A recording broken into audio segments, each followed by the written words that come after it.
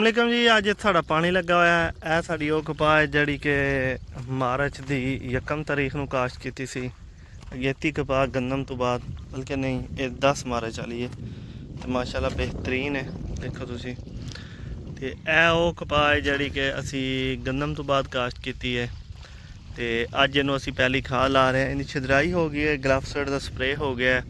ਤਕਰੀਬਨ 1 ਮਹੀਨੇ ਦੀ ਇਹ ਕਪਾਹ ਹੈ ਤੇ ਪਹਿਲੀ ਖਾਦ ਲਾ ਰਹੇ ਹਾਂ ਇਹਨੂੰ ਅੱਧੀ ਬੋਰੀ ਨਾਈਟ੍ਰੋਫਾਸ, ਤੇ ਜਿਹੜੇ ਕਿੱਲੇ ਕੋ ਥੋੜੇ ਜਿਹੇ ਮੱਠੇ ਨੇ ਉਹਨਾਂ ਨੂੰ ਨਾਲ 5-10 ਕਿਲੋ ਯੂਰੀਆ ਪਹਿਲੀ ਖਾਦ ਲਾ ਰਹੇ ਹਾਂ।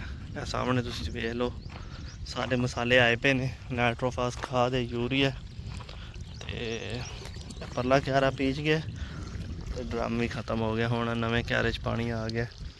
ਅਗੇਤੀ ਕਪਾਹ ਮਾਸ਼ਾਅੱਲਾ 888 ਦਾ ਪਲਾਟ ਹੈ।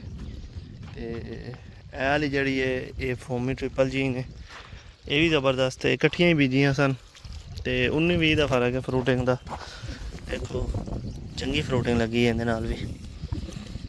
ਤੇ ਇਹ ਵੇਖੋ ਫੋਮੀ ਪੱਤੇ ਨੇ ਬਿਲਕੁਲ ਮਾਸ਼ਾਅੱਲਾ। ਇਹ ਵੀ ਸੋਹਣੀ ਹੈ ਕਪਾਹ। ਤੇ ਉਹ ਪਰਲੀ ਕਪਾਹ ਵੀ ਜ਼ਬਰਦਸਤ ਹੈ, ਉਹ ਨਾਰਮਲ ਪੱਤੇ 'ਚ 888 ਹੈ। ਫਰੂਟਿੰਗ ਉਹਦੇ ਨਾਲ ਵੀ ਬੇਤਾਸ਼ ਹੈ। ਤੇ ਬਾਕੀ ਹੋਰ ਤੁਸੀਂ ਸੁਣਾਓ, ਤੁਹਾਡੀ ਕਪਾਹ ਕੈਸੀ ਹੈ? ਠੀਕ ਹੋ ਗਿਆ ਜੀ। ਅੱਲਾ ਹਾਫਿਜ਼।